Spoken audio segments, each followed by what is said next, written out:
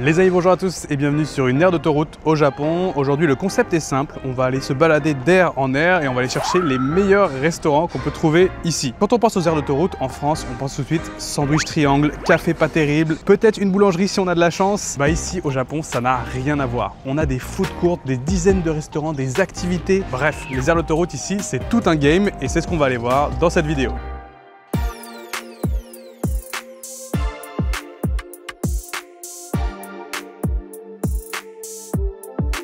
L'aire où je me situe pour commencer cette vidéo, ça s'appelle Fujikawa et c'est l'aire d'autoroute juste à côté du mont Fuji. D'ailleurs, on a une petite vue assez sympathique, là on le voit aujourd'hui. Et regardez, il y a une roue, il y a deux stations parce que là-bas, il y a une première aire et ici, ça doit être la principale. Donc elle est vraiment balèze. Je vois qu'il y a pas mal de touristes en plus, donc il y a beaucoup de passages ici. Et je vous propose qu'on entre tout de suite à l'intérieur et qu'on voit qu'est-ce qu'ils proposent.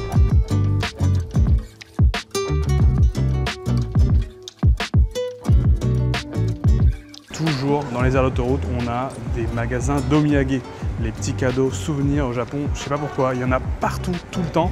Ça fait pas exception ici. Ah voilà, c'est ça qui m'intéresse. Fujisan Food Court Terrasse. Souvent, les restaurants dans les food courts au Japon, c'est divisé en trois parties. On a d'abord à l'extérieur tout ce qui est street food, on s'avère des cafés, des donuts, enfin des trucs pour manger vite fait. Donc là, c'est vraiment les stands qu'on a vus à l'extérieur. À l'intérieur, il y a toujours un food court, donc c'est ce genre d'espace avec plein de tables et on peut choisir le repas qu'on veut dans les différents stands et on vient s'asseoir à table. Celui-là a la particularité d'avoir une vue incroyable sur le mont Fuji, mais il y a une troisième catégorie de restaurants dans ces aires d'autoroute. Ce sont des restaurants à part entière, un petit peu plus premium, un peu plus luxe et c'est ça que j'ai envie d'aller voir dans cette aire d'autoroute. J'arrive dans le restaurant et en regardant le menu, ça m'a l'air d'être un restaurant plutôt concentré sur les fruits de mer. Il y a beaucoup de bols de riz qu'on appelle les donburi en japonais, avec plein de toppings différents. Il y a du shirasu, ce sont les petites sardines, vraiment toutes petites, qu'on trouve dans plein de plats ici au Japon. Forcément, il y a du thon, du saumon. Ils vendent aussi des sushis. Vous allez voir, j'ai choisi un de ces plats-là, parce que ça m'a l'air d'être plus safe. Sinon, ils avaient des options un petit peu plus douteuses, genre une pizza aux crevettes et au shirasu. J'ai failli prendre ça, mais à l'heure où je tourne cette vidéo, il est 10 h du matin, là c'est mon petit déj. Je me suis dit que commencer par ça, ça allait peut-être être un petit peu difficile. Et sinon, il y a quelques plats de steak, omuraise classique. Ça, c'est vraiment le genre de restaurant typique qu'on peut trouver dans les aires d'autoroute. Donc j'ai hâte de voir un petit peu si ça va être bon. Mais surtout, là, ce qui fait la qualité, je pense, de ce restaurant, c'est la vue qui est imprenable sur le mont Fuji. Franchement sympa. Et mon plateau vient d'arriver, j'ai été servi, regardez-moi ça. On en a ici pour 1700 yens, c'est un petit peu plus cher que ce qu'on trouverait ailleurs, mais on reste sur une aire d'autoroute. Et donc je vous ai dit, c'est un shirasu don. Plus précisément, ils appellent ça shiro kaki don. Parce qu'en fait, le kaki, c'est ce que vous voyez sur le bol, c'est une espèce de tempura, donc la friture japonaise, mais sauf que c'est une tempura de mini crevettes. Là on a des mini crevettes, des mini sardines, et tout ça sur un bol de riz qui m'a l'air un tout petit peu vinaigré parce qu'il a une petite couleur. Et à côté, on a bien sûr la soupe miso, classique. Les amis, je propose d'attaquer ce repas. Bon appétit. Itadakimasu. Regardez-moi cette tempura géante. J'ai fait tomber la moitié à côté. Et donc vous voyez, c'est une espèce de friture de panure plus des petites crevettes au milieu. On va commencer par ça, on va voir. Franchement, bon, la friture elle est ok. Je sens pas vraiment les crevettes, je sens plus le gras. Je pense pas que ce restaurant soit le meilleur restaurant de fruits de mer qu'on puisse trouver. En même temps, vous allez me dire, on est sur une aire d'autoroute. Et d'ailleurs, ce plat-là, et le shirasu, c'est un plat qu'on trouve beaucoup dans la préfecture de Shizuoka, là où je suis en ce moment. Goûtons un petit peu les shirasu, justement, les petites sardines, bébé sardines blanches.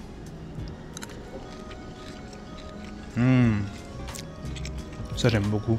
En fait, c'est des mini sardines qui sont bouillies, blanchies, et donc elles n'ont pas du tout de texture croquante ou quoi que ce soit, c'est un petit peu moelleux. Et rajouté comme ça par le riz, en fait, ça vient assaisonner le bol. Je sais que ça peut paraître bizarre de manger des poissons entiers comme ça, mais en fait, on sent pas du tout que ce soit les arêtes ou la tête ou quoi que ce soit.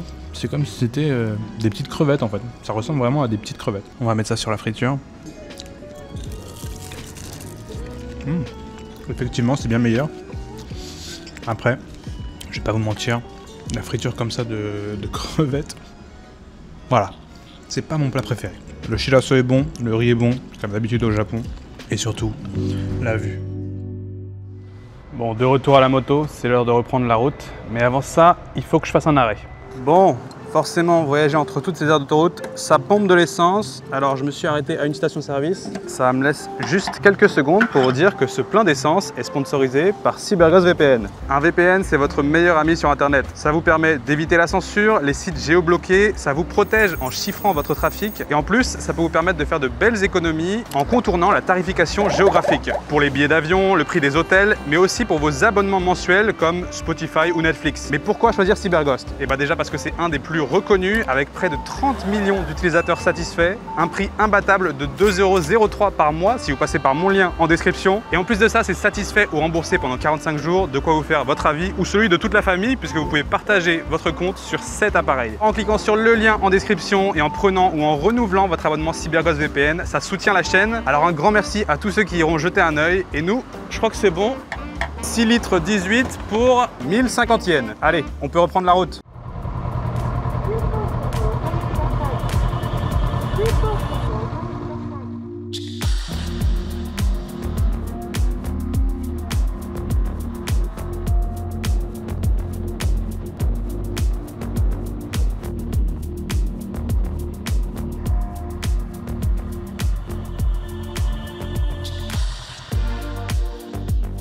Deuxième aire d'autoroute, sur celle-ci j'ai vu qu'il y avait même un McDo là-bas et un Starbucks. Donc en plus d'avoir tous les restaurants japonais, la street food et les food courtes, il y a aussi des fast food. Mais là j'arrive un petit peu au hasard dans celle-là, j'avais pas prévu. Oh, il y a même un Lawson, il y a un Combini dans celle-là, sympa. Je pense qu'elle est vraiment balèze parce que déjà avoir le parking, je sais pas, il doit y avoir au moins 1000 places de parking, c'est énorme. C'est Expasa et j'arrive pas à lire la suite. Mais déjà on a les petits stands juste devant. Poulet frit, yakisoba, takoyaki et il y a même un stand de glace. Pour l'instant, on est juste sur l'extérieur. Rentrons pour voir ce qu'il y a à l'intérieur. Oh, ça a l'air pas mal, ça. Ça me tente beaucoup, ça. Une boulangerie, bakery, royal, machin. Plein de restaurants. Un supermarché? Quoi? Et le McDo qui est là. Bon, allons voir. Restaurant Royal Garden. Ça a l'air pas mal, ça. Regardez les plats qu'on a ici. Oh, ça me tente très bien, ça. J'ai l'impression que c'est un thème dans cette vidéo. Peu importe le restaurant où je m'installe, j'ai toujours une vue sur le mont Fuji. On est un peu en train de faire le tour, là je suis en train de remonter la 4 voies direction Tokyo et du coup cette aire d'autoroute elle a aussi vue sur mont Fuji. Sauf que si je tourne la tête, j'ai également vue sur les chiottes.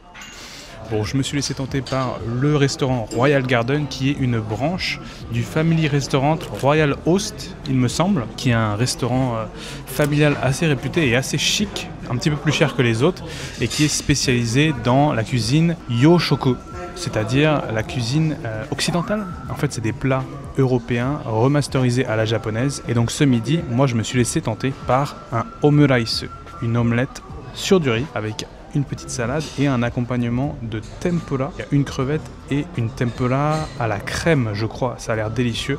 Et regardez, c'est accompagné aussi avec une petite sauce, peut-être curry. Je suis pas certain, je vous avoue qu'on va découvrir ça ensemble. Ça fait longtemps que j'ai pas mangé un omurice. Il y a des restaurants spécialisés qui les font très très bien. Malheureusement celui-là, je l'ai ouvert en deux et il n'était pas très fondant. Il y en a certains où ils font une omelette extrêmement baveuse, fondante. Ah, j'adore ça. Là, ça n'a pas l'air d'être le cas. Comme c'est souvent coutume dans les omurice, on a un riz ketchup. Voilà, assaisonné au ketchup, donc il a cette couleur un petit peu rougeâtre, également quelques champignons au milieu. Bon, les amis, pour ce deuxième repas de la vidéo, bon appétit.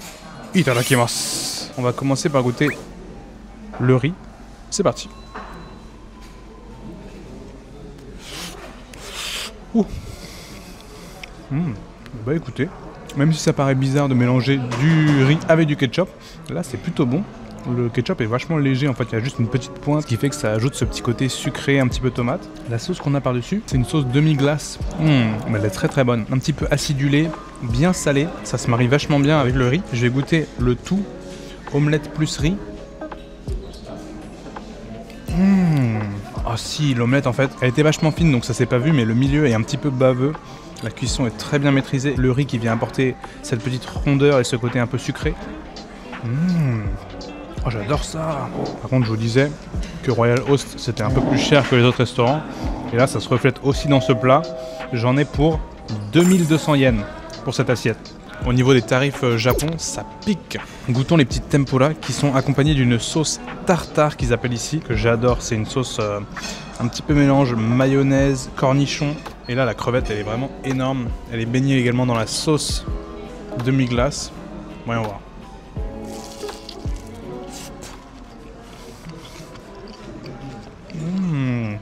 Mais c'est une crevette de Tchernobyl.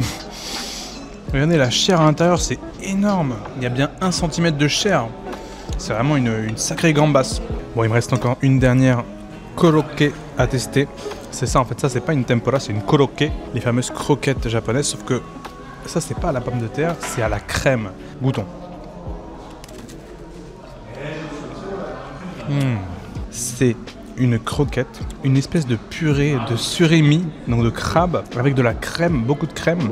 Est-ce que vous voyez les Saint-Jacques, les coquilles Saint-Jacques farcies qu'on peut manger à Noël par exemple? Et ben ça ressemble beaucoup à ça à l'intérieur. Je trouve ça délicieux, c'est gourmand, c'est velouté, c'est goûtu, il y a un petit peu de goût de la mer. Et en même temps, tu as la chapelure de la friture sur le contour qui vient complémenter le tout. Franchement, je m'y attendais pas. Je vous avoue que en regardant les photos, je m'étais dit, bon, ça va être ok, ça va être vraiment le repas passable d'air d'autoroute.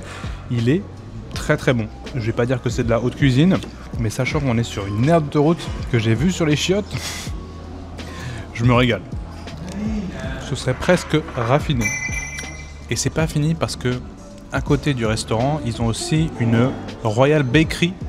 C'est la version boulangerie de Royal. Et c'est là-bas que j'ai vu les fameux melompang en forme de Fuji. Donc on va aller se prendre un petit dessert. Il y a un mot en japonais qu'on utilise beaucoup après avoir mangé un gros repas, c'est betsubara. Ça veut littéralement dire un estomac séparé, et c'est ce qu'ils appellent l'estomac pour le dessert. Même après avoir mangé un gros repas, on ne peut pas refuser un dessert au Japon. Et donc forcément, je me suis laissé tenter, je vous l'ai dit, par le melompang en forme de mont Fuji. C'est trop stylé. Juste pour ça, j'étais obligé de le prendre. Et avec, j'ai aussi pris un petit lait, mais pas n'importe lequel. On est là ici sur un lait de ferme des environs du mont Fuji. Voilà, il y a plein de fermes aux alentours et donc il y a des vaches, ils font du lait et en voici une bouteille. Ça devrait être le combo parfait pour finir cette aire d'autoroute. Voyons voir déjà le melompang. Vous savez, les melompang, c'est les fameuses brioches japonaises qui sont assez aérées, sucrées et en même temps le contour qui est bien croustillant. Ça n'a pas goût de melon, contrairement à ce qu'on pourrait penser. C'est en fait la forme en général qui est en forme de melon, mais là on devrait plutôt appeler ça un Fujipang. D'ailleurs j'ai pas regardé comment ils appelaient, mais ça se trouve c'est vraiment comme ça qu'ils l'appellent. Et sur le dessus, pour faire penser à la neige, ils ont rajouté un petit peu de sucre glace. Bon, les amis, à la vôtre.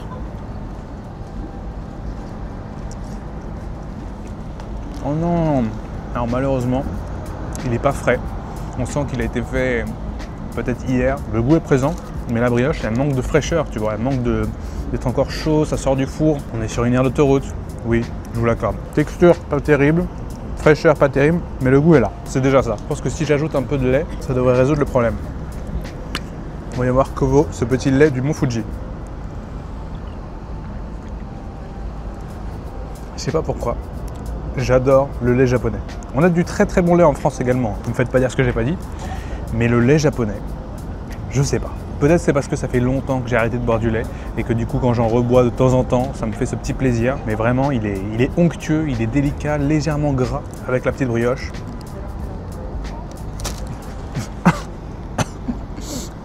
J'ai aspiré du sucre glace. Ouais. Melompang, 3 sur 10. Le lait, 7 sur 10. Bon les amis, la vidéo n'est pas finie. Il me reste encore une dernière aire d'autoroute à aller tester. Je ne pouvais pas faire une vidéo sur les aires d'autoroute au Japon sans passer par celle-là. C'est peut-être la plus mythique de toutes. Je m'y rends et je vous montre ça.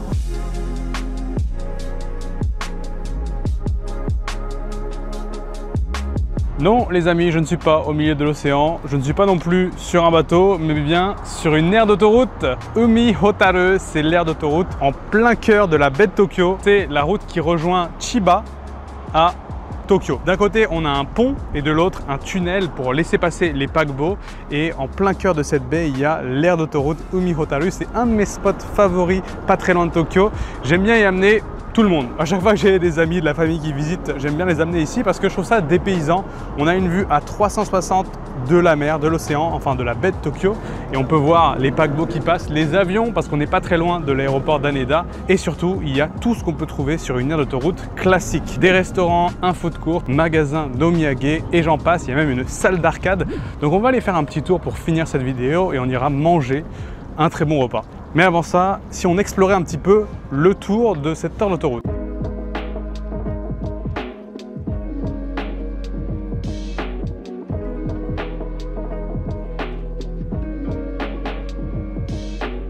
Justement, on parlait du food court, et ben je viens de le passer, le Marine Food Court. Il y a plein de restaurants, principalement focus sur de la cuisine de fruits de mer. Mais on va pas y aller tout de suite. Juste ici, je passe un couloir qui retrace un petit peu l'histoire de cette aire d'autoroute. Et on a des photos en noir et blanc d'époque. Regardez, on va voir, je vais vous montrer ce que ça donne depuis le ciel. Voilà, ça, c'est l'aire d'autoroute. Là, on le voit bien aussi. En fait, là, c'est le pont qui arrive. Et après, ça se transforme en tunnel. Vous voyez, de l'autre côté, il n'y a plus de route. Et là, au milieu, c'est Umihotaru. C'est assez grand, il y a 4 ou 5 étages, dont 3 étages dédiés au parking et 2 étages d'aire d'autoroute.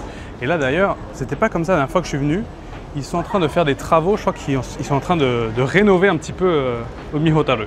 On a bien sûr le classique Starbucks d'aire d'autoroute et des petits restaurants de dessert qui donnent plutôt envie. Là, je vois des crêpes, des glaces. À cet étage-là, en intérieur, tout le long des baies vitrées, il y a de quoi s'installer, des fauteuils et des petites tables pour se poser et déguster ce que vous avez acheté. Et on a une vue vraiment géniale sur l'océan.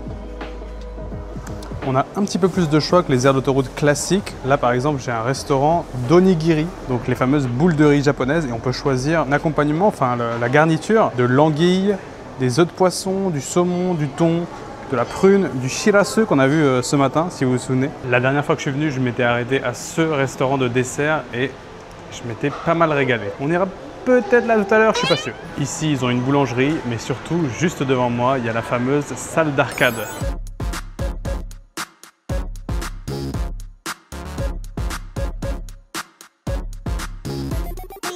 Il y a plein de machines à pince. Je ne vais pas en faire aujourd'hui parce que vraiment je déteste ça. À chaque fois que je mets de l'argent dans ces machines, je perds. Donc ça sert à rien.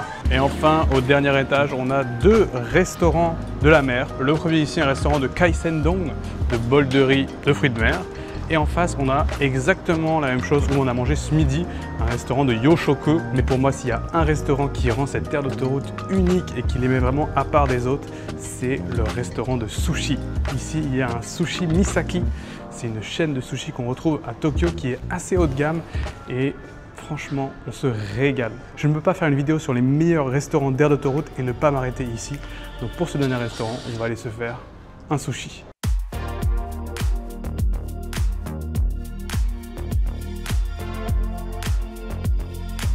Bon alors, on n'aura pas fait 3 sur 3 malheureusement. Cette fois-ci, je n'ai pas vu sur le mont Fuji. J'ai plutôt vu sur la baie de Tokyo. Et si on regarde bien, on voit Tokyo d'ailleurs, vers là-bas. Il y a même la Skytree. Je ne sais pas si vous allez voir. Je ne sais pas si vous allez voir parce qu'elle est vraiment loin. Mais on a vu dessus. Mais si j'avais été de l'autre côté de Umihotaru, on a potentiellement une vue sur le mont Fuji. Parce que, par temps clair, on peut voir le mont Fuji depuis cette aire d'autoroute. Vous avez compris, j'arrive au restaurant de sushi. Et ça y est, j'ai fait ma commande. Ici, c'est un kaiten sushi, vous voyez les plateaux tournants, même s'il n'y a pas de sushi ici parce que c'est pas l'heure. Là, il est 16 h, je suis vraiment au plein milieu de l'après-midi. Mais il y a le chef juste à côté de moi qui va cuisiner les sushis minutes. On a une petite tablette là sur laquelle j'ai commandé mes sushis et voilà, ils sont arrivés. Et je vous ai dit, ici, on est vraiment sur des sushis de haute qualité. Ils sont vraiment pas donnés. Là, par exemple, pour la plus belle assiette que j'ai prise, on en a pour 1100 yens pour une assiette de 3 sushis. On va finir par ça parce que la tradition veut, quand on mange des sushis, qu'on finit toujours par le meilleur, le thon. À côté de ça, j'ai pris d'autres petits poissons. Ce poisson blanc qui s'appelle Sibrim. Je sais même pas comment on l'appelle en français, mais c'est un poisson blanc, tout simplement. On va commencer par celui-là, je pense que ce sera le moins goûtu. Et après, j'ai un petit gunkan Nicolas et bien sûr, quelques saumons. Bon, sur le côté, j'ai ma sauce soja. On va la mettre directement sur les sushis. C'est comme ça qu'il faut faire. Je vais vous montrer. Hop là, j'ai fait le fou. Bon. Les amis, bon appétit. Moi, je sais déjà que je vais me régaler. Je connais cette adresse.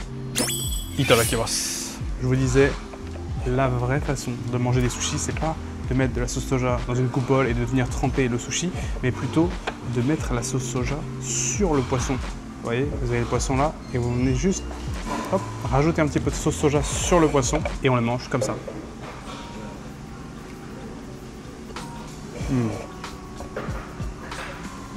L'épaisseur de la tranche de poisson est incroyable. Ça fait quasiment un demi-centimètre d'épaisseur, vraiment énorme. Donc il y a beaucoup de chair. Je l'ai ouvert pour vous montrer. Il y a une petite touche de wasabi au milieu. Ça c'est le chef qui met vraiment la petite pointe avec le doigt pour venir relever le tout. Et ici le riz est légèrement mélangé à la sauce soja pour lui donner ce petit goût un petit peu salé. Est-ce que vous connaissez les gunkan sushi? Ce sont les sushis qui sont enroulés. Au contraire des nigiri, les nigiri c'est juste le poisson qui est posé sur le riz. Des gunkan, c'est ça. C'est le riz qui est enroulé dans une algue et on met la garniture sur le dessus. Ici, j'ai pris les ikura, c'est-à-dire les œufs de saumon. Les billes, ça explose en bouche. C'est des billes de gras, de saveur. Ça peut être très cher quand les œufs sont de bonne qualité. Et ici, c'est le cas. Ce sushi, à lui tout seul, m'a coûté 400 yens. C'est vraiment énorme. On va rajouter quand même juste un tout petit peu de sauce soja. Et on y va comme ça.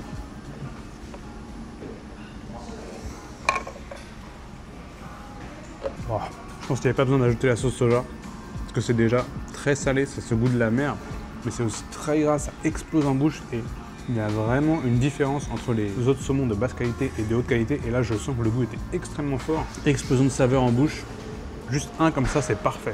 Ici, on a un assortiment de sushi nigiri au saumon de 3 façons différentes. Il y en a un qui est nature, l'autre est flambé et le troisième, il a l'air d'être mariné. On va commencer par celui-là parce que c'est celui qui m'intrigue. J'ai une petite tranche de citron pour venir en rajouter un peu par-dessus. Pourquoi pas?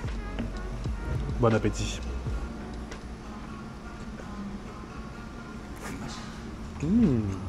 Encore une fois, l'épaisseur du poisson est impressionnante. Je sens vraiment que j'en ai pour mon argent. Ce plateau-là, il coûte 890 yens. C'est quand même très très cher. Il a ajouté, le chef, des cristaux de sel sur le dessus. Donc sur cela, pas besoin de mettre de sauce soja. Saumon grillé. Enfin, il n'est pas grillé, il est flambé.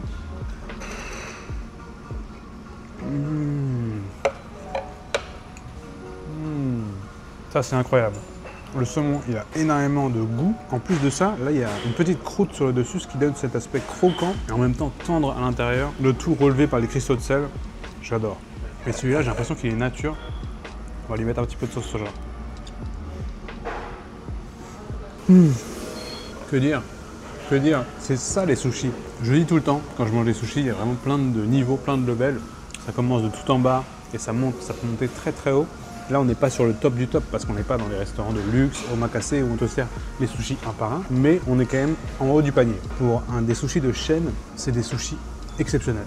Si on avait ça en France, ce serait un sushi de luxe. Ce serait pas 5 € l'assiette, mais peut-être 15-20 € l'assiette facile. Et enfin, l'assiette la plus chère dont je vous parlais, 1150 yens pour ces 3 morceaux de thon. Et c'est, comme d'habitude, comme la tradition japonaise le veut, les 3 formes de thon différents, c'est-à-dire le thon akami, le thon rouge, le chutoro, juste ici, et le otoro au milieu. En français, c'est le thon pas gras, le thon moyennement gras et le thon très gras. C'est fait de différentes parties du poisson et elles ont toutes un taux de gras différent, du coup un goût différent.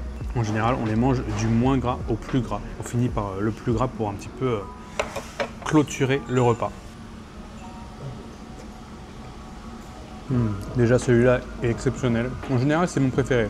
Le thon rouge comme ça, classique. Je suis un petit peu moins fan de ceux qui sont gras.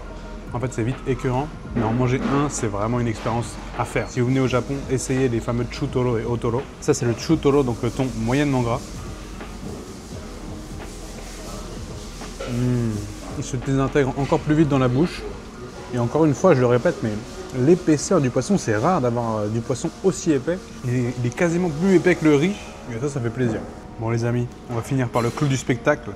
Le sushi d'exception, le otoro, le thon gras. Et encore une fois, moi j'ajoute toujours ma petite sauce soja sur le dessus. Et c'est parti pour déguster ce sushi d'exception. C'est difficile de décrire la différence entre ces 3 thons. Ce qui est le plus marquant, c'est vraiment comment ça se décompose dans la bouche. Plus c'est gras, plus ça va fondre, presque comme de la barbe à papa. C'est quelque chose de très délicat et pourtant, ça ne manque pas de goût. Vraiment, ça reste le bon goût du thon, quoi. Complémenté par la sauce soja, j'adore. Total pour 4 assiettes, 3000 yens. C'est vraiment pas un restaurant bon marché. On trouve des sushis bon marché au Japon, mais là, c'est loin d'être le cas. Mais par contre, c'est délicieux. et avec une vue comme ça, que demander plus? Bon, est-ce que ce serait vraiment raisonnable de se faire un dessert après tout ce que j'ai mangé aujourd'hui? Non, mais ça m'empêche pas d'avoir pris un petit dessert. Yogorino, c'est l'adresse que je vous donnais tout à l'heure. Et j'ai pas pu résister, je me suis pris un petit parfait mélange chocolat et fruits des bois. Ça a l'air plutôt pas mal, regardez-moi ça. Hop, hop, hop, hop, hop. Cette glace parfait au goût yaourt, ça c'est un truc qu'ils adorent faire au Japon et c'est vraiment délicieux. Et en plus de ça, regardez, on a du chocolat craquant sur le dessus. Oh, j'aime trop. C'est la première fois que je goûte ça au Japon. Ça doit exister ailleurs, mais les glaces au goût yaourt. Ça a vraiment le goût de yaourt sucré, genre. J'adore ça. Les petits fruits rouges sur le côté. Je crois que c'est juste imbattable. Je me suis installé sur le comptoir là, avec la baie vitrée en face. Je kiffe mon petit dessert. Si je devais résumer un petit peu tout ce qu'on a fait aujourd'hui, Umi Hotaru, c'est vraiment mon aire d'autoroute préférée, c'est sûr. Mais surtout, je trouve qu'il y a quand même vachement plus de choix dans les aires d'autoroute japonaises par rapport à ce qu'on a en France. En France, souvent, tu t'arrêtes sur l'aire d'autoroute, tu as le sandwich triangle et c'est tout. On va pas chercher à avoir 36 restaurants, des food courts, etc. Tu as peut-être un flunch si tu as de la chance, et encore. Mais ici, il y a vraiment un choix. Alors, je vais pas non plus dire que c'est incroyable et que c'est la meilleure bouffe que vous allez trouver sur les aires d'autoroute. Non, ça reste des bouffes d'aires d'autoroute et franchement, tu y vas une fois, deux fois, là, tu commences à te lasser assez vite. Oui, parce que c'est japonais, nous, ça nous paraît nouveau, mais tu demandes aux Japonais ce qu'ils pensent de la bouffe d'aires d'autoroute et ils vont pas te dire que c'est incroyable. Mais pour autant, il y a quand même des petites pépites, notamment ici avec l'adresse de sushi, que je trouve incroyable. Avoir un sushi d'exception sur une aire d'autoroute, je trouve le concept génial. Bon, quoi qu'il en soit, mesdames et messieurs, c'était je teste les meilleurs restaurants d'aire d'autoroute. Un grand merci à Cyberghost VPN d'avoir sponsorisé la vidéo. Si vous cherchez un excellent VPN rapport qualité-prix, je vous conseille de cliquer sur le lien en description. Et je vous remercie à vous aussi d'avoir regardé la vidéo jusqu'au bout. Je vous dis à la semaine prochaine. D'ici là, portez-vous bien et ciao!